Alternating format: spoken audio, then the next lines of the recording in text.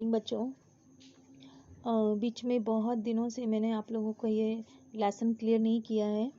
आधा ही लेसन मैंने इसमें पढ़ाया है, तो आज मैं आप दोबारा से इसको डाल रही हूँ। वैसे आप लोगों का कोर्स हो गया होगा, लेकिन फिर भी मैं इसमें आप लोगों के लिए ये वीडियो डाल रही हूँ।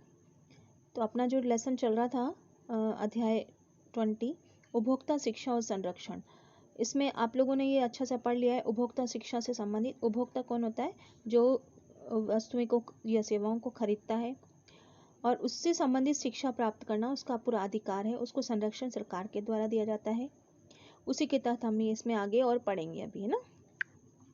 हमने जो इसकी आप लोगों के जो वीडियो है उसमें ये मैंने डाल दिया है। सुरक्षा का अधिकार है, सूचित किए जाने का अधिकार है, चयन का अधिकार है, सुने जाने का अधिकार है, शिकायत निवारण प्राप्त करने का अधिकार है, उपभोक्ता शिक्षा का अधिकार है। अब ये सब अधिकार जब प्राप्त होते हैं उसके आगे हम बात करेंगे। अब उपभोक्ता जो मैंने वीडियो डाला था उसके अंदर थोड़ी आवाज़ में क्लियर नहीं है, यहाँ से आवाज़ बिल्कुल बंद हो गई थी वीडियो में, लेकिन आप लोगों को सिर्फ देख रहे थे, पढ़ने में या सुनने वालों को दिक्कत हो रही थी। तो ये हम दोबारा से मैं इस चीज़ को एक बार ले रही हूँ। उपभोक्ता संरक्षण की दूसरी कार्यविधि मानकीकरण चिन्ह मार्कों से जरिए संरक्षण प्रदान करना है। सरकार के द्वारा क्या किया जाता है कि सरकार के द्वारा एक मानक चिन्ह दिया जाता है किसी भी वस्तु के लिए, ताकि वो एक मानक के निर्धारित करने के बाद ही मार्केट में दे। तो उससे ये निश्चित हो जाता है कि ये गुणवत्ता वाली चीज़ है और सरकार इसे मार्केट के लिए भेज रही है। उपभोक्ता को मानकीकरण मानकों वाले उत्पादों को ही खरीदना चाहिए ताकि उत्पाद की गुणवत्ता शुद्धता सुनिश्चित किया जा सके। उपभोक्ता के लिए विभिन्न मानक चिन्हों और उनके अंतर्गत आने वाले उत्पादों के बारे में जानना महत्वपूर्ण है। गुणवत्ता प्राप्त करने के लिए मानकीकरण एक प्रमुख आवश्यकता है। आइए हम इन मानक चिन्हों के विषय में कुछ और जानकारी प्राप्त करें। अब आप लोग ये ISI मार्क के बारे में अच्छे से जानते ही होंगे, ठीक है।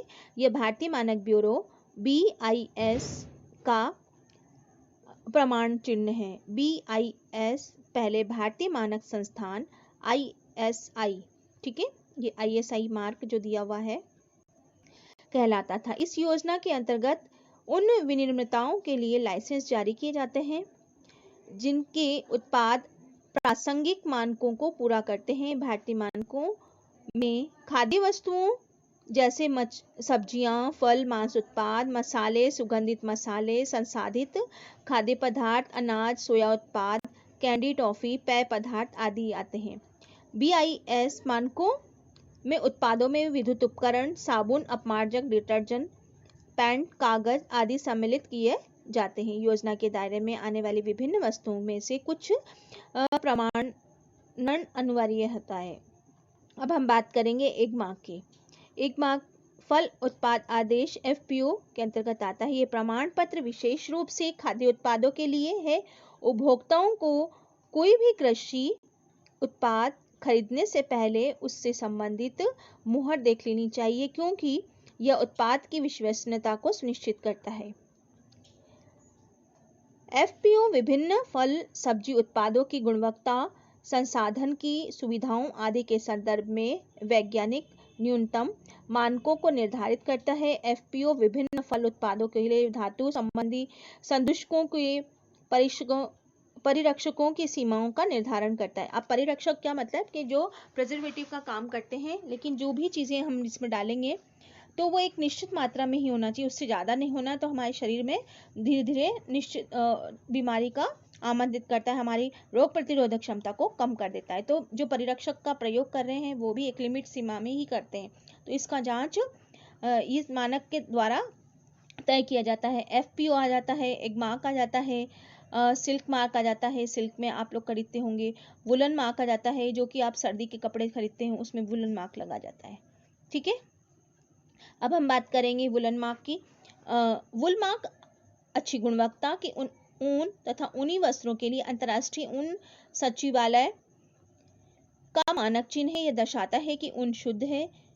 चिन्ह युक्त वस्त्र अन्य रेशों का नहीं है, बल्कि शुद्ध ऊन से बनाया हुआ है। सिल्क मार्क आता है शुद्ध रेशम का आश्वासन के लिए गुणवत्ता आश्वासन के लेबल है। साथ ही यह शुद्ध रेशम के प्रोत्साहन के लिए एक ब्रांड का काम भी करता है। सिल्क मार्क 100% प्राकृतिक रेशों को सुनिश्चित करता है। हॉलमार्क यह दर्शाता है कि मूल्यवान वस्तुओं जैसे कि प्लैटिनियम, चांदी, स्वर्ण आभूषणों का मूल्यांकन जांच एक आधिकारिक मूल्यांकन हॉलमार्क करने के लिए केंद्र पर की गई। उन्होंने यह प्रमाणित किया गया है कि प्रयुक्त धातु शुद्ध है, उत्कृष्टता से राष्ट्रीय अंतर्राष्ट्रीय मानकों के अनुरूप है। अभी इसका हॉलमार्क का बहुत ज़्यादा ट्रेड चल रहा है और ये इसके लिए जो व्यापारी लोग हैं वो थोड़ा हड़ताल भी कर रहे हैं कि भाई इससे जो उनके पास सोना रखा है वो उसकी गुणवत्ता में थोड़ी कमी आ सकती है, तो मार्केट में थोड़ी दिक्कत आ सकती है। अभी है इको मार्क योजनाएं।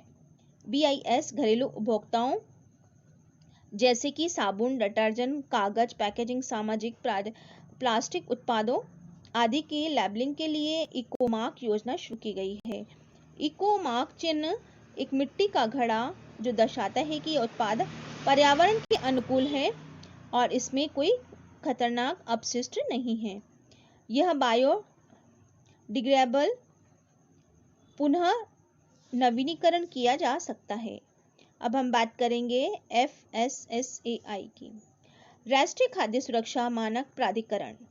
ये आपके प्रश्न बन के आ सकता है। ये प्रश्न आया था बच्चों 19-20 में ये प्रश्न आया था, ठीक है, या फिर 18-19 में आया था, लेकिन ये जरूर आया था। ये इसका फुल नाम पूछा गया था। FSSAI की स्थापना खाद्य सुरक्षा मानक अधिनियम 2006 के तहत किया गया है। खाद्य पदार्थों के लिए विज्ञान आधारित मानकों को बताता है और मानव उपभोक्ता के लिए खाद्य पदार्थों की उपलब्धता सुनिश्चित करने के लिए उसके निर्माण, भंडारण, वितरण, बिक्री की विनिमय करवाता है। उपभोक्ता हितों की रक्षा करने वाले भारतीय मानक ब्यूरो BIS तथा विपणन निरीक्षण निर्देशालय भारत सरकार, DMI, वैज्ञानिक, अर्ध सरकारी, गैर सरकारी निकायों, अतिरिक्त सरकार के द्वारा केंद्र व राज्य स्तरों पर संरक्षण परिषदों की स्थापना की गई है। गैर सरकारी संगठन NGO स्वैच्छिक उपभोक्ता संरक्षण अपने गैर पक्षीय हितों के कारण उपभोक्ता शिक्षा व संरक्षण में महत्वपूर्ण भूमिका निभाते हैं। वे अपनी पत्रिकाएं, पुस्तिकाओं और समाचार पत्रों के मार्गदर्शिका, श्रवदृश्य सामग्री के अनुसंधान, रिपोर्ट आदि के माध्यम से जानकारी प्रसारित करते हैं।